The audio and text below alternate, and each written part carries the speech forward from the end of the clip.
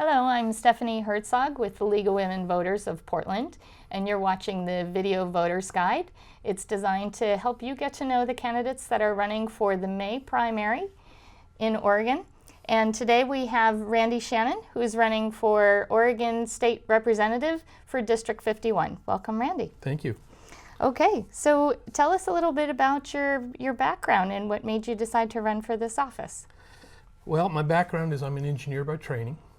Spent the last 28 years working for local government, both county and city, building public infrastructure.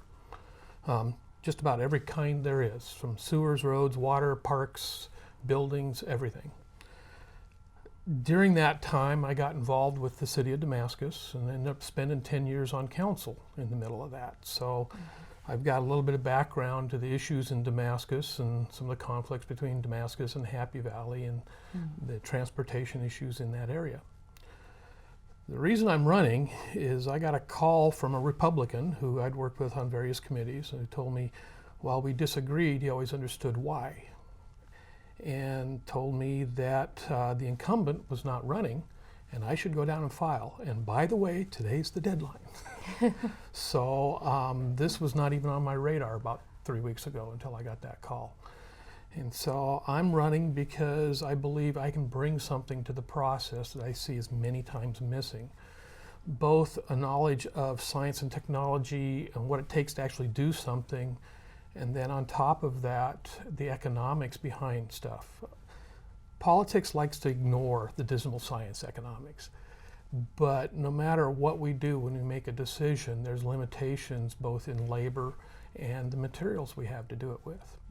And so I'm hoping to bring to that process some information or some guidance on how it's done. My areas of focus are education and infrastructure. We need a transportation bill. We've not been maintaining our roads and other infrastructure within our state. And this has been going on for almost 20 years now. And if you drive around and look, you can see the condition of the roads.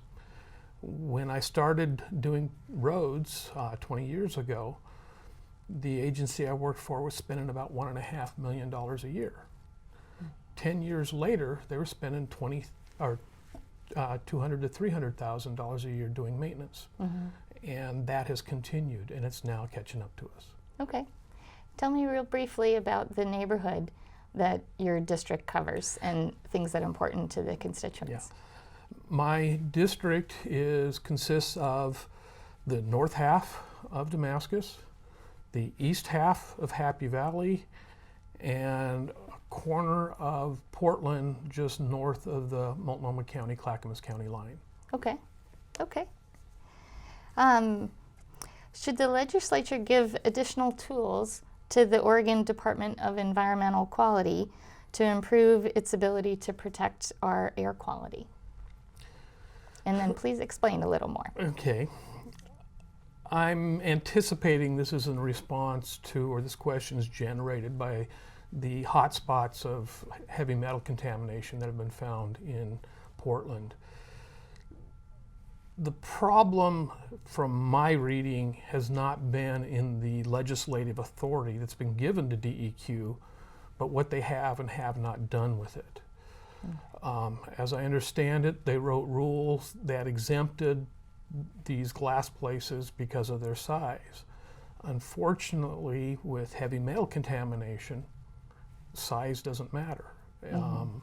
Small amounts of exposure are just universally bad. Regulation in general, there's always this tension because every time you regulate, you induce a cost, and you'll have the opponents arguing that you shouldn't do that.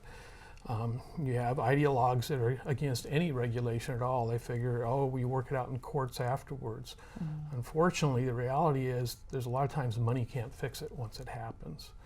So for this, I think it's an opportunity that the legislature should be doing some oversight, which is also always the redheaded stepchild, because oversight's difficult. It takes time, and it takes putting aside your preconceived notions to look at what's actually going on. Is what we've passed as legislation actually being implemented in a way that's actually effective it's doing what we want, and efficient. Is it doing what we want in a cost-effective manner? And so I believe that's where it needs to go, is back into oversight. And it may come out of that some additional piece of authority needs to be given to DEQ or some additional direction. But until we've done that, we don't know. Okay, okay. What is your vision for an ideal Oregon tax structure? I believe in a progressive tax structure. Oregon right now has one of the closest statewide tax systems to progressive. The lower 20% still are paying about 1% higher tax than the top 20%. But we're like third in the nation as far as being closest to progressive.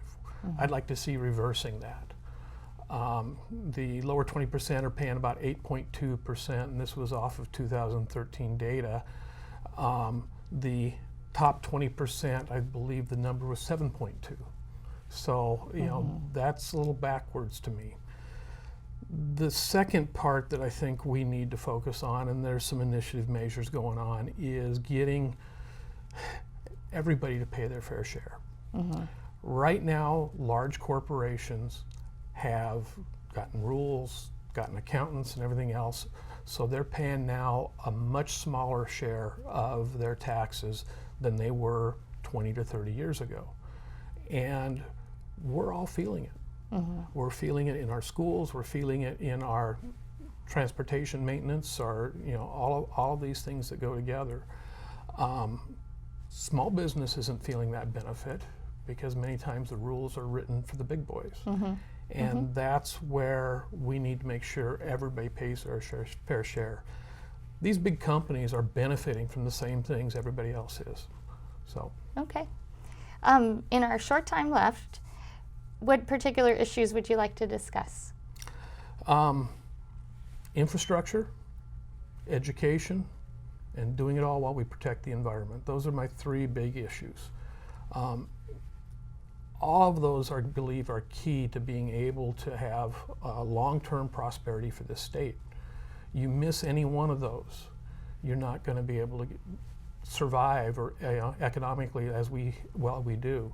Right now, I think Oregon was rated like the top third economy in the nation. We're doing something right. We need to continue it. Okay. Well, thank you very much for your time. I'm Stephanie Herzog with the League of Women Voters, and this was Randy Shannon. We want to remind you that voter registration deadline is April 26th if you have not already registered, and the May primary is on May 17th. Thank you very much.